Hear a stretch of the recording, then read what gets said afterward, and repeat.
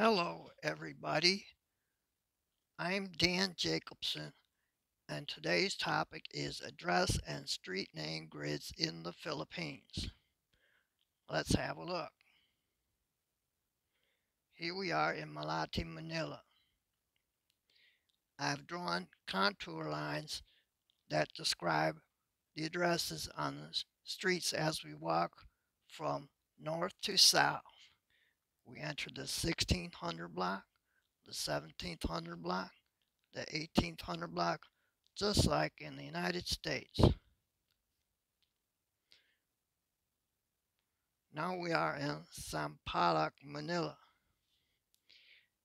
Again, the same idea is going on here, except the streets are in a very regular rectangular shape. You can see not only north and south, but also east and west have grids. Now we are at the University of the Philippines in Diliman. They don't even use addresses there, so let's just make a system for them. I'm sure they'll be very pleased. Now I've chosen the monument oblation to be the center stone of the whole thing, and I've given it a false easting of 2500 east and a false northing of 7500 north. Now we're zoomed out, and we see I was being false about my false easting and false about my false northing because they're all part of the same system. I have a single folded axis called 5000, and I just count from that, and that's how I define the whole system. Now that's enough for house numbers. Let's talk about street names. Well, here we are in Pasay. We can see it's a very nice regular grid. They've got 10th Street, 12th Street, and 14th Street, except 12th Street is not really where it should be, but that's okay. And we see they're using the even numbers for one direction and the odd numbers for the other. Very smart of them. I just wonder how they're going to deal with the house numbers if they want to integrate the two systems.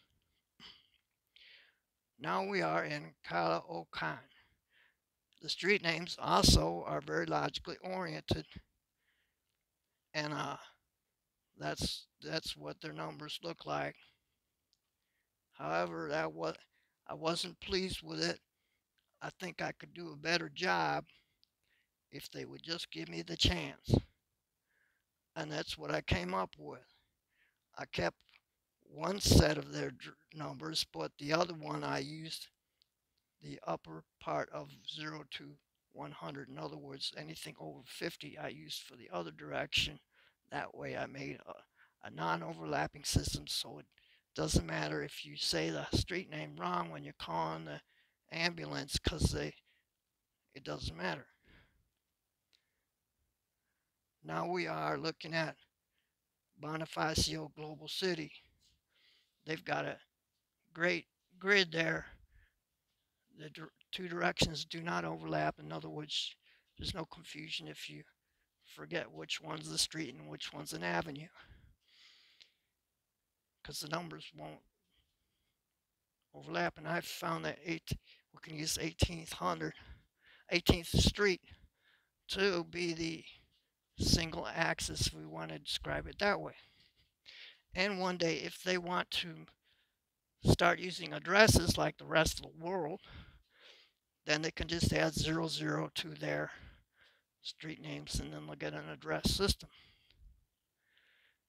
And finally, we're now in Parañaque, and why in the world is A. Santos Avenue has such slowly increasing addresses? They go for kilometer after kilometer, and the addresses hardly budge. Perhaps if they're using a grid that starts very far away, and the avenue has now turned so it's at a glancing angle to the grid lines. So maybe that's one explanation. However, have not researched it fully, so it will just have to be a mystery for now. Thank you very much.